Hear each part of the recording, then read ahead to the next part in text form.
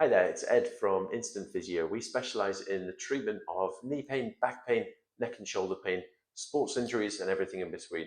Today I'm going to talk to you about patellofemoral pain and all the ins and outs of what it all means and the diagnosis of patellofemoral pain. But first I want you to hit subscribe, and that means you'll get alerted when we're releasing our next video. So hit subscribe, that would mean the world to us.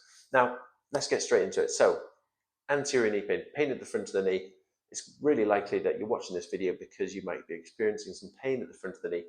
Now, a really common symptom is pain with sitting. So the Americans call it moviegoer's sign, the Brits call it theatregoer's sign, and it's basically where it hurts when you sit for long periods. Maybe you're on a plane, maybe you're in a restaurant, and it just has to kind of drive you mad. And then when you straighten the knee, it feels a lot better. And we're going to go into why that is today.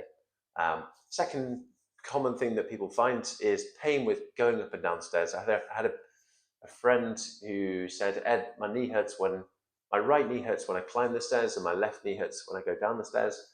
And it's the same diagnosis, but we'll go into why that might be as well. And then another common thing is pain with doing sport or being active, or being on your feet for long periods of time. So, for example, netball players or runners, quite commonly get pain at the front of the knee, and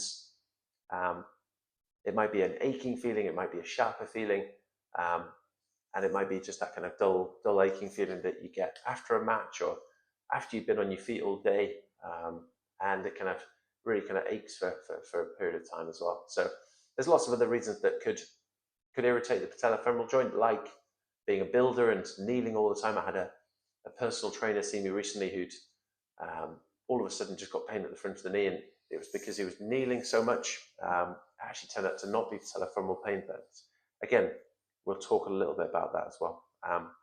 Now, let's go into the anatomy. So here we have the knee. This is the right knee. This is the front of the knee. This is the back.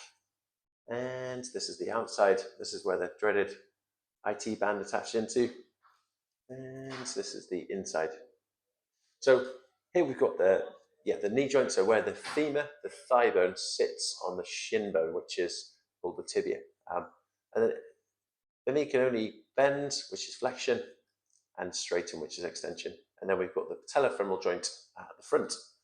Now, let's look at it closely. So we've got the patella, which is a sesamoid bone, which I think that's the Latin for sesame seed. We've got a convex structure, which is the posterior surface of the patella, sliding on this groove here, which is called the trochlea. So we've got a convex structure, which is the patella. You can kind of see from there, sliding on a concave structure, which is this kind of groove, and that's what forms the patellofemoral joint. Okay, and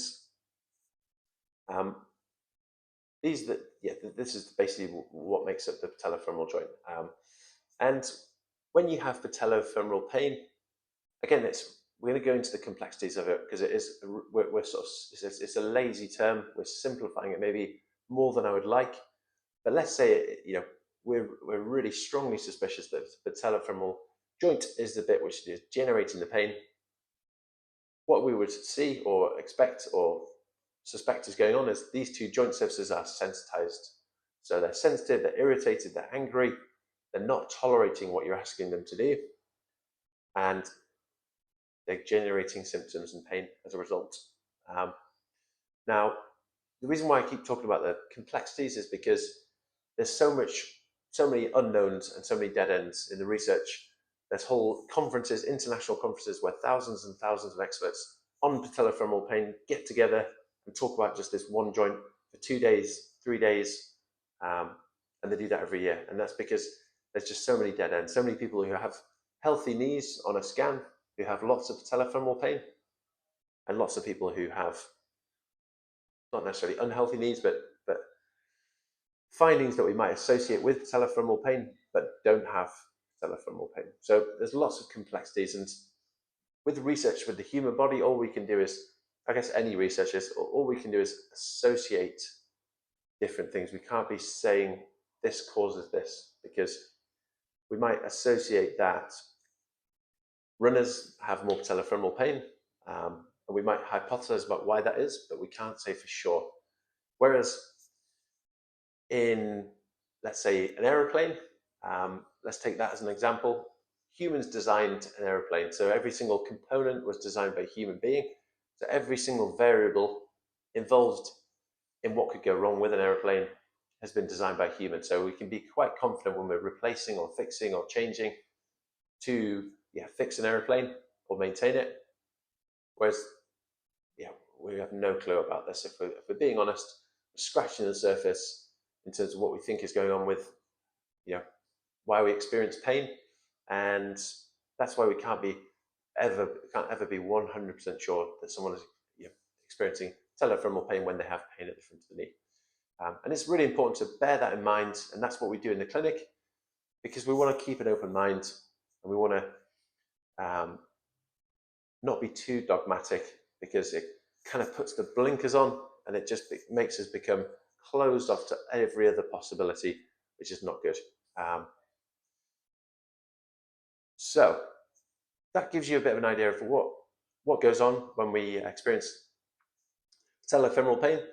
Why does it hurt when you sit? Now, this is the kind of slightly technical bit, but I'm going to do my best to simplify it. So in this position, there isn't any contact between the patella and the trochlea. In this position, there is, and this is where you would, that's the position that you would sit in, okay? So that's 90 degrees of knee flexion.